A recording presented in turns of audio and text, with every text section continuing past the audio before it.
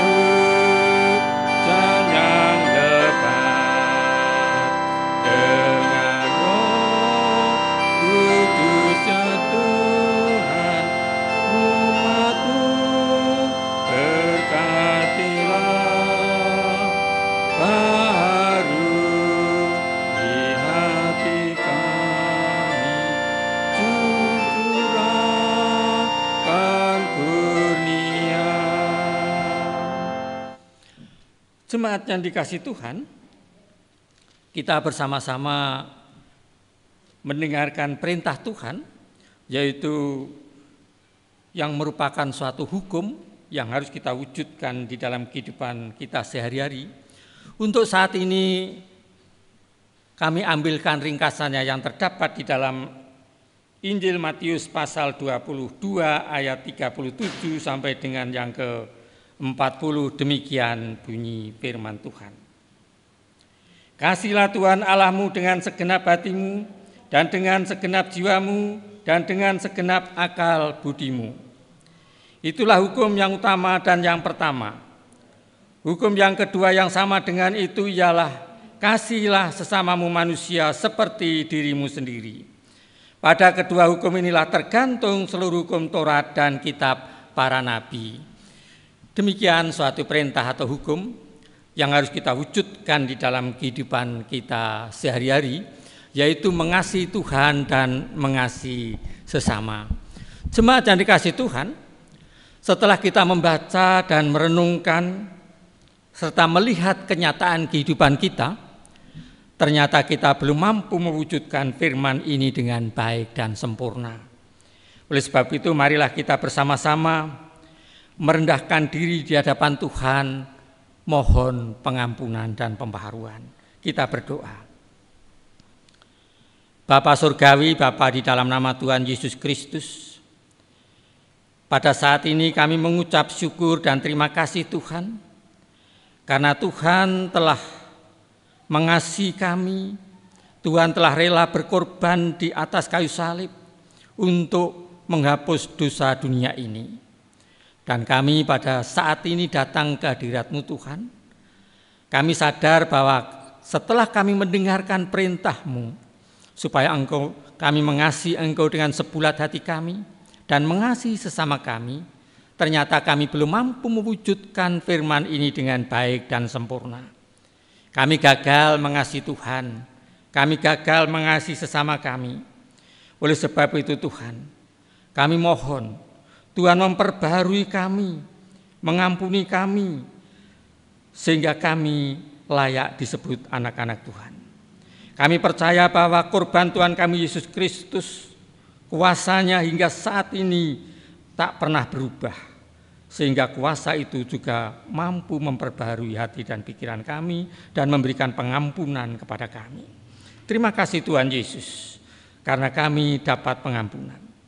Tuhan, setelah kami bersama-sama mendapatkan pengampunan, kami mohon Tuhan kiranya sudi tinggal di dalam hati kami, di dalam hidup kami, sehingga untuk hidup kami berikutnya kami boleh layak disebut anak-anak Tuhan dan mewujudkan panggilan serta perintah Tuhan.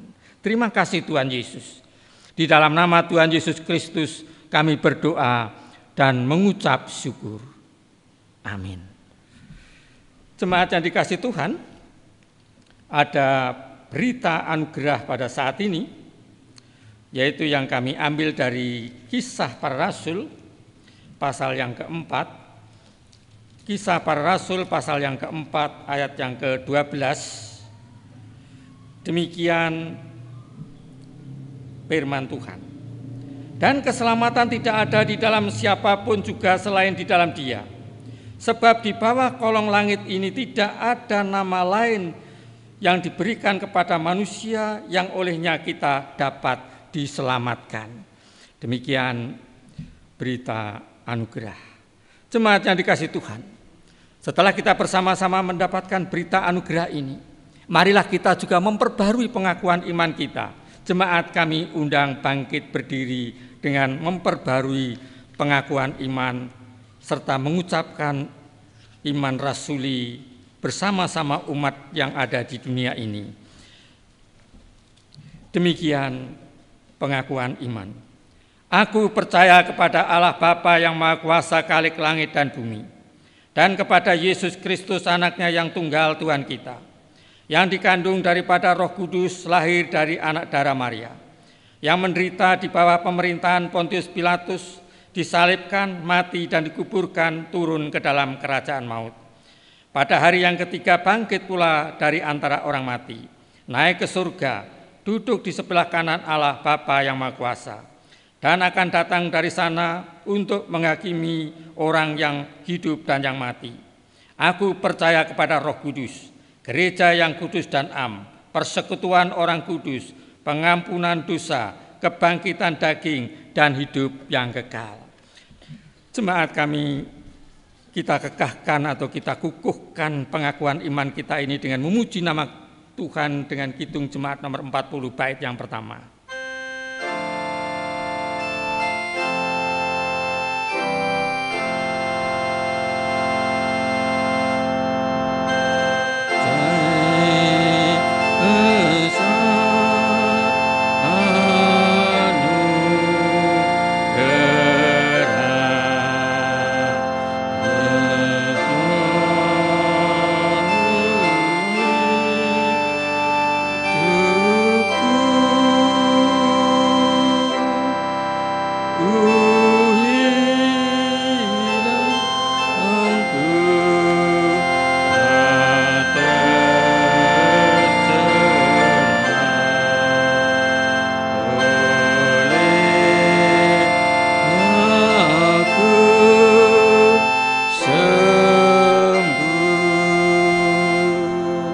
Jemaat dipersilahkan untuk duduk kembali. Jemaat yang dikasihi Tuhan, kita akan bersama-sama menaikkan doa syafaat dan juga doa persembahan, dan setelah itu kita akan pujikan nomor 37 bagian A bersama kantong diedarkan. Kita berdoa lebih dulu.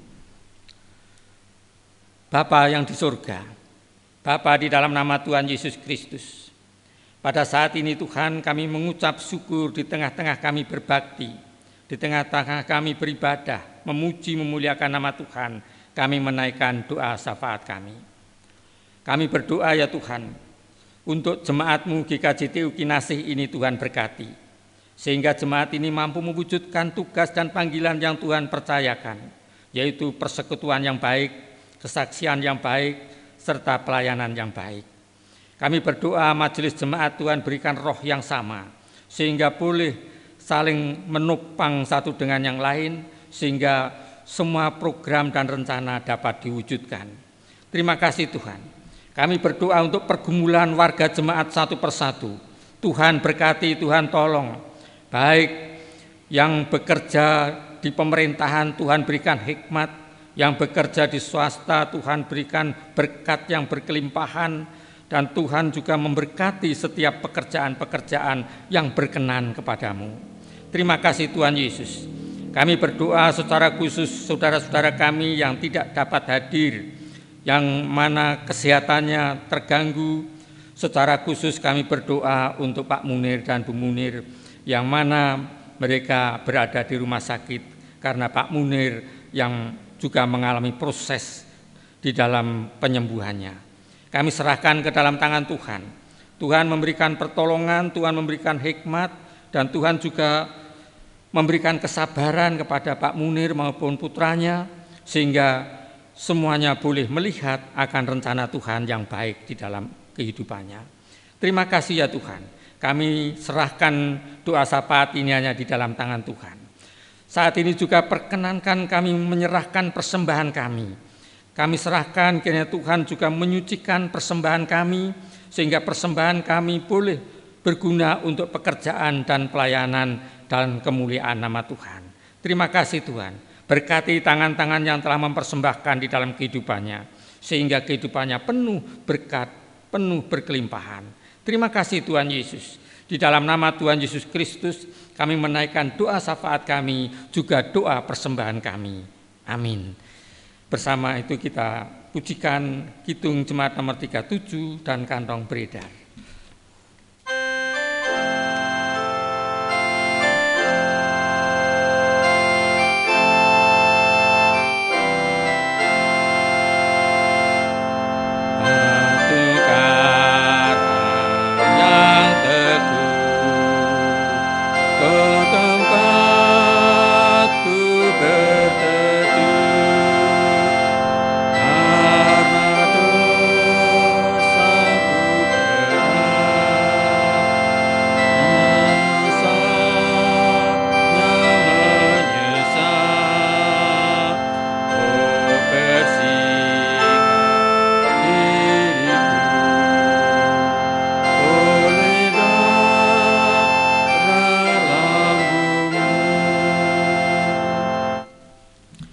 Jemaat yang dikasihi Tuhan, kita akan bersama-sama membuka firman Tuhan yang kami ambil dari Roma pasal 12 ayatnya yang ke-18 sampai dengan 21. Demikian bunyi firman Tuhan.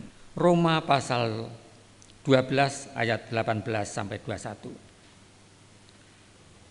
Sedapat-dapatnya kalau hal itu bergantung kepada kamu, hiduplah dalam perdamaian dengan semua orang.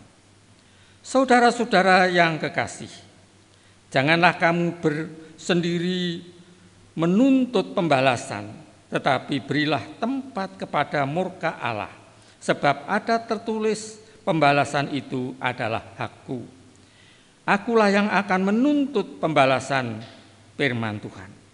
Tetapi jika seterumu lapar, berilah dia makan. Jika ia haus, berilah dia minum.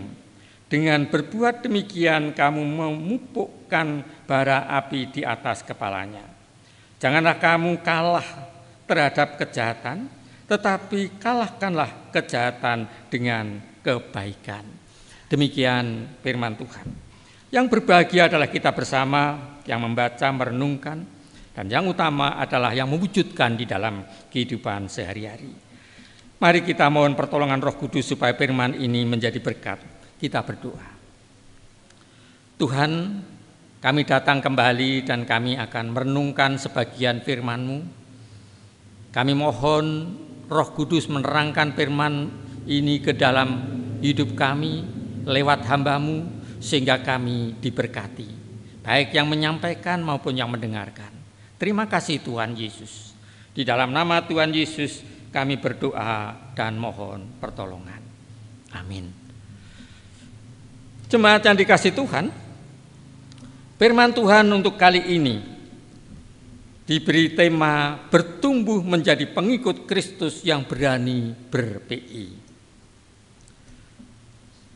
Ini suatu ayat yang diberikan oleh GKJTU sebagai yaitu melalui khotbah jangkepnya, dengan harapan bahwa warga jemaat belajar oleh karena kuasa Tuhan Yesus Kristus mempunyai suatu keberanian untuk membawa berita, yaitu berita sukacita atau berita kabar baik itu, supaya jemaat mempunyai suatu keberanian. Inilah suatu tujuan daripada renungan atau khotbah pada saat ini. Jemaat yang dikasihi Tuhan, pertanyaan yang muncul, mengapa orang-orang Kristen harus memberitakan kabar baik kepada sesamanya atau kepada semua makhluk di dunia ini? Ini suatu pertanyaan yang menjadi renungan pada kita. Kalau kita merenungkan bahwa orang percaya kepada Kristus harus menyampaikan kabar baik kepada sesamanya, karena itu adalah perintah daripada Yesus Kristus sendiri. Itu adalah amanat agung yang diberikan oleh Yesus Kristus sendiri sebelum ia kembali ke rumah Bapa yang di surga yang kekal itu. Yaitu yang terdapat di dalam Injil Matius pasal 28 yang kita baca tadi. Di mana Yesus memerintahkan kepada murid-muridnya supaya murid-muridnya mempunyai suatu keberanian dan menyampaikan kabar baik itu kepada sesamanya. Dimulai yaitu dari Yerusalem, Yudea, Samaria sampai ke ujung-ujung bumi. Mengapa hal itu harus disampaikan? Jemaat yang dikasihi Tuhan, kabar baik adalah kabar sukacita, kabar yang luar biasa karena kabar ini menerangkan bahwa manusia berdosa itu bisa dibebaskan dari dosanya, dapat pengampunan dari dosanya dari Tuhan karena pengorbanan Yesus Kristus. Dan itulah kabar baik, kabar sukacita yang harus diberitakan kepada sesama. Saya sering berguru dengan teman-teman ketika bertanya, apa kabar Pak? Saya katakan Injil. Mereka tertawa. Pertama kali memang tertawa begitu. Tapi setelah lama-lama dia mulai membalas. Ketika saya tanya, kabar apa Pak? Injil, dia katakan. Artinya bahwa itulah kabar baik. Kabar yang harus disampaikan. Jadi kalau kita memiliki kabar baik, berarti kita itu memiliki Injil Kristus itu. Oleh sebab itu kita mengatakan apa kabar? Artinya Injil artinya adalah kabar baik yang sesungguhnya, bukan asal baik-baikan tetapi memang sungguh-sungguh baik. Jemaat yang dikasihi Tuhan, kalau begitu apakah yang harus kita lakukan supaya kita sebagai orang-orang percaya ini dapat memberitakan kabar baik kepada sesama? Ada satu sikap yang harus kita kembangkan. Supaya kita juga punya keberanian, ada beberapa sikap yang perlu kita kembangkan. Yang pertama kalau kita melihat, yaitu suratnya Rasul Paulus kepada jemaat yang ada di Roma. Supaya seseorang bisa menyampaikan kabar baik, maka karakter yang ada di dalam diri orang itu terbentuk seperti karakternya Kristus. Salah satu ciri karakter Kristus adalah tidak pernah membalas dendam. Jadi ini salah satu karakter. Sehingga ketika Yesus ada di atas kayu salib dan tangannya mengalir darahnya, kepala dimahkotai duri juga mengalir darahnya, dia mengatakan, Bapa, ampunilah mereka. Karena mereka tidak tahu yang apa mereka perbuat. Ini menunjukkan bahwa Yesus mempunyai suatu karakter pengampunan di mana tidak memberi balas terhadap orang-orang yang membuat sakit hati, yang bahkan menganiaya, bahkan juga katakanlah memukul, mencambuk. Yesus tidak pernah membalas dan itu tidak dijadikan suatu dendam. Kita sebagai manusia biasa, hal ini sangat-sangat sulit.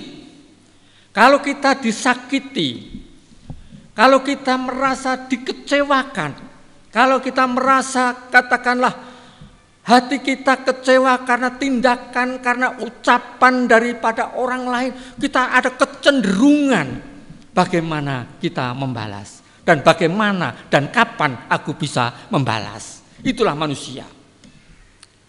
Jemaat yang dikasihi Tuhan, ketika kita manusia memiliki suatu sikap dan karakter yang seperti ini, berarti sebenarnya dosa itu masih ada tertanam di dalam hatinya, dan akhirnya orang ini tidak akan mampu menyampaikan kabar baik itu kepada sesamanya. Karena apa? Karena dirinya sendiri sebenarnya tidak orang baik. Jemaat yang dikasihi Tuhan, inilah yang kita lihat di dalam teks ini, di mana Tuhan atau suratnya Paulus kepada jemaat di Roma ini, janganlah kau balas dendam, tapi serahkanlah kepada beliau yang punya hak memberikan pembalasan, yaitu Allah sendiri, Tuhan sendiri yang nantinya akan berkarya bagaimana membalaskan anak-anaknya. Seperti juga Paulus ketika dia mau pergi ke Damsyik, kita ingat orang-orang dianiaya di Damsyik, mau dianiaya, Tuhan mengatakan, yaitu di tengah perjalanan, dan dia memanggil, hei Saulus, Saulus, mengapa kau menganiaya aku? Tetapi akhirnya Tuhan sendiri yang mengatakan bahwa siapakah kau? Akulah Yesus yang kau aniaya. Berarti kalau kita mengalami suatu penderitaan, penganiayaan karena kebenaran, yaitu kabar baik, sebenarnya Kristus juga ikut menanggungnya. Oleh sebab itu saudara-saudara, mari kita hanya berserah kepadanya. Serahkanlah segala pembalasan itu ada di tangan Dia sendiri. Yang kedua, yang perlu kita kembangkan adalah sikap mengasihi. Secara psikologi membalas itu adalah secara psikologi, yaitu katakanlah jiwa kita yang ingin berontak. Tetapi tindakan secara fisik dilanjutkan adalah tindakan kasih. Jemaat yang dikasihi Tuhan, mengapa saya katakan tindakan secara fisik adalah tindakan kasih? Kita bisa merenungkan, jikalau musuhmu itu lapar, berilah mereka makan. Jikalau musuhmu itu dahaga, berilah mereka minum. Ini suatu tindakan mengasihi. Mengasihi yang penuh dengan ikhlas. Dan ini suatu ilmu yang tertinggi menurut saudara kita muslim. Jadi ilmu yang paling tertinggi adalah ilmu ikhlas. Jadi kalau orang sudah mampu mewujudkan tindakan yang disebut ikhlas melakukan perbuatan baik, adalah ilmu yang tertinggi. Tetapi di dalam iman Kristen kita bisa melihat bahwa kita melakukan kasih itu dengan ikhlas.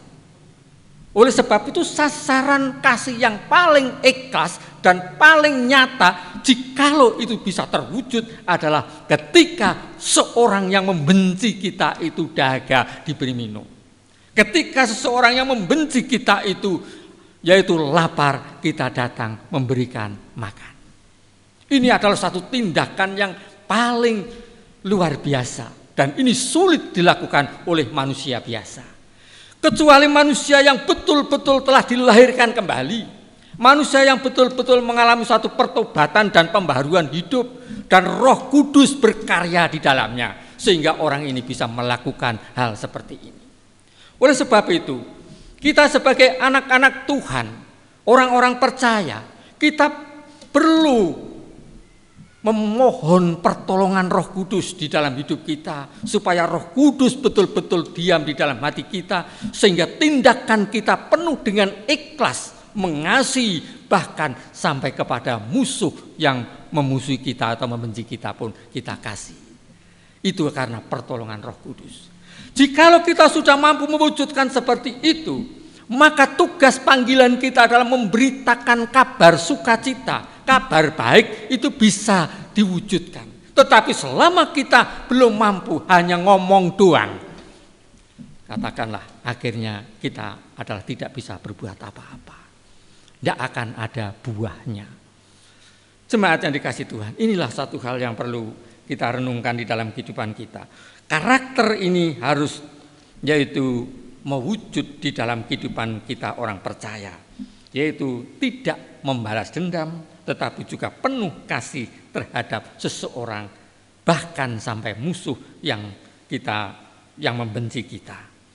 Jemaat yang dikasihi Tuhan, jikalau dua hal ini kita wujudkan, maka tema kita pada saat ini yang mengatakan bahwa kita bertumbuh menjadi pengikut Kristus, berani memberitakan kabar sukacita. Saya percaya kita dengan menjalin suatu hubungan dengan karakter yang ada, maka di dalam Roma pasal yang ke-12 ayat yang ke-17, yang ke-18 tadi dikatakan dengan jelas, sedapat-dapatnya kalau hal itu tergantung kepadamu, hiduplah dalam perdamaian dengan semua orang. Kalau karakter kita seperti itu sudah terbentuk, dampaknya kita bisa damai kepada semua orang. Artinya bahwa kita bisa bersahabat kepada semua orang, semua lapisan, baik masyarakat apapun, apakah itu masyarakat tinggi, golongan yang masyarakat tinggi, menengah, bahkan sampai yang paling bawah pun kita bisa bersahabat. Dan ketika kita bersahabat, kita saling ada suatu komunikasi satu dengan yang lain, barulah kabar sukacita itu kita sampaikan. Jemaat yang dikasihi Tuhan, pertanyaan yang perlu kita renungkan kembali, bagaimana kita menyampaikan kabar sukacita itu? Bukankah teman-teman kita juga memiliki suatu kebenaran yang diyakini, diimani bahwa kebenarannya yang dimiliki adalah sungguh-sungguh benar? Dan kita juga membawa suatu kebenaran yang kita imani, kita yakini juga sungguh-sungguh benar. Dan akhirnya antara kebenaran dengan kebenaran bertemu kebenaran. Akhirnya ketemunya adalah tesa dan antitesa. Ketemu sintesa. Ini yang perlu kita renungkan. Kebenaran bertemu kebenaran, akhirnya apakah akan muncul kebenaran baru? Jemaat yang dikasihi Tuhan, jika kita berjuang untuk memberitakan Injil atau memberitakan kabar sukacita dengan mengatakan bahwa kita adalah satu-satunya kebenaran, maka akan terjadi suatu benturan. Tetapi bagaimana yang harus kita lakukan? Yang harus kita lakukan adalah bersifat memproklamasikan. Ketika Bung Karno memproklamasikan bahwa saat dinyatakannya kemerdekaan itu dalam waktu yang sesingkat-singkatnya, tidak ada orang protes. Tidak ada, seluruh masyarakat di Indonesia tidak ada yang protes pada waktu itu. Itu tanda bahwa itulah yang disebut memproklamasikan, menyampaikan, tetapi sifatnya memproklamasikan. Satu pun tidak ada yang protes. Kalau kita juga menyampaikan kabar baik, kabar sukacita ini dengan cara memproklamasikan, dengan menyatakan inilah aku, tapi Anda di sana. Anda adalah Anda dan aku adalah aku. Tetapi karena kau sahabatku, maka kau perlu juga apa yang aku miliki untuk kau ketahui. Bukan berarti saya transparan semuanya, tetapi ada hal yang perlu kau ketahui, inilah milikku dan aku. Dan ketika kita menyampaikan apa yang aku miliki, dan Anda juga boleh menyampaikan apa yang Anda miliki secara memproklamasikan, maka tidak akan terjadi suatu perdebatan. Karena kita sudah membatasi diri. Kau adalah kau. Keyakinanmu, keyakinanmu, keyakinanku, keyakinanku. Akhirnya kita memproklamasikan apa yang kita miliki. Apa yang kita miliki? Seperti apa yang disampaikan dalam berita, yaitu kabar sukacita bahwa di dalam Yesus Kristus ada kebenaran yang sesungguhnya benar di hadapan Allah, itu keyakinanku. Soal Anda tidak percaya bukan masalah, tetapi itu keyakinanku. Aku mengatakan bahwa Yesus adalah firman Allah yang hidup, adalah janji Allah yang diwujudkan kepada manusia sebagai firman yang hidup dan menyelamatkan, dan dia adalah menggenapi tuntutan agama. Itu keyakinanku. Tetapi Anda boleh tahu.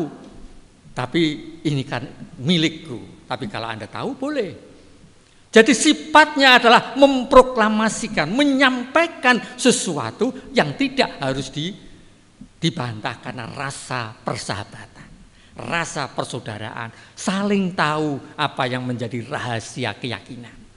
Jemaat yang dikasihi Tuhan, ini langkah satu hal yang paling bijak di tengah-tengah kita sebagai bangsa yang pluralis, di tengah-tengah kita masyarakat yang pluralis, berbeda-beda keyakinan, berbeda-beda agama, berbeda suku, berbeda bahasa, dan sebagainya, tetapi dengan memiliki cara memproklamasikan apa yang kita miliki, saya percaya.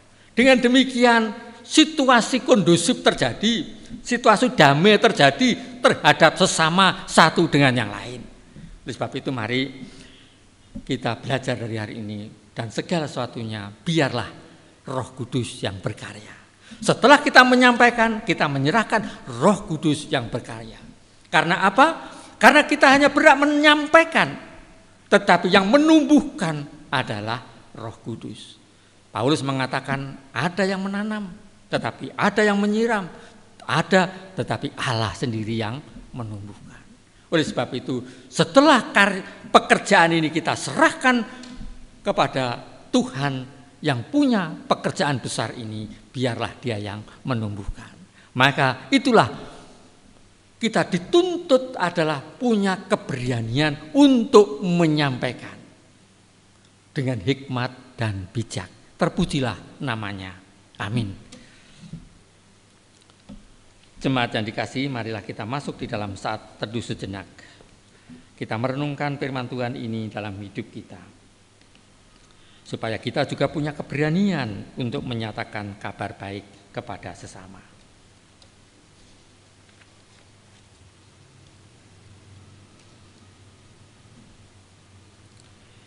Bapa kami yang di surga, kami mengucap syukur karena kami boleh merenungkan sebagian firman-Mu dan juga merupakan suatu perintah yang harus kami wujudkan di dalam kehidupan kami, supaya kami berani menyatakan kabar baik kepada sesama kami. Tolong Tuhan, berikan kami hikmat dan kebijaksanaan, sehingga kami juga punya keberanian untuk menyampaikan kebenaran firman-Mu. Ajar kami juga berserah diri dan memohon hanya pertolongan-Mu. Sempurnakan firman-Mu dalam hati kami dan pikiran kami dan hidup kami. Terima kasih Bapa. Kami juga mau berdoa seperti doa yang Tuhan ajarkan kepada murid Tuhan demikian. Bapa kami yang di surga, dikuduskanlah nama-Mu, datanglah kerajaan-Mu, jadilah kehendak-Mu di bumi seperti di surga. Berikanlah kami pada hari ini makanan kami yang cukupnya, dan ampunilah kami akan kesalahan kami, seperti kami juga mengampuni orang yang bersalah kepada kami. Dan janganlah membawa kami ke dalam pencobaan, tetapi lepaskanlah kami daripada yang jahat. Karena Engkaulah yang punya kerajaan dan kuasa dan kemuliaan sampai selama-lamanya. Amin. Jemaat yang dikasihi Tuhan, mari kita memuji nama Tuhan. Kidung Jemaat nomor 332 bait yang pertama.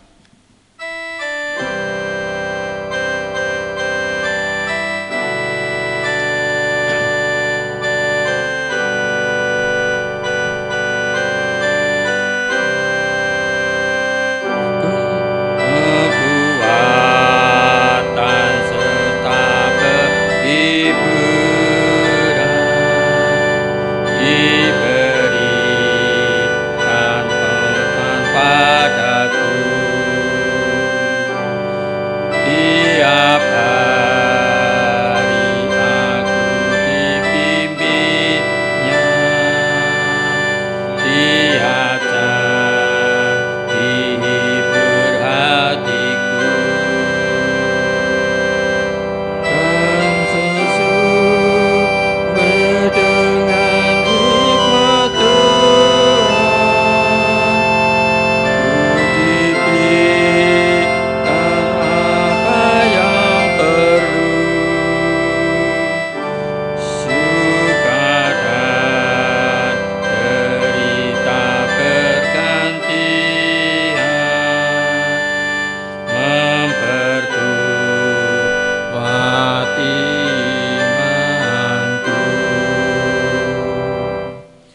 Jemaat kami undang bangkit berdiri dan kita akhiri ibadah kita dengan berkat Tuhan.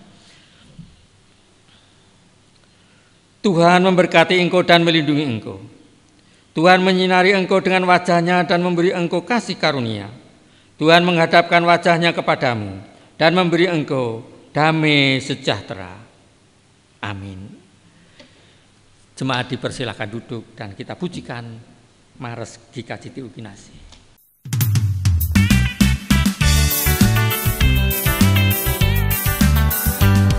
Kita telah terpilih untuk menjadi warga kerajaannya, menyatu dalam kasih di GKJT Ukinasi Baitnya. Kita tegak berdiri, bermakna dan mandiri di dalam mengemban misi agungnya. Kita terus berkarya, bernaung di panjinya, jadi saluran berkat bagi sesama. GKJT Ukinasi mewujudkan tritugas gereja. GKJT Ukinasi bersekutu bersaksi melayaninya. GKJT Ukinasi bersuka cita senantiasa. GKJT Ukinasi damai kekal dan sejahtera.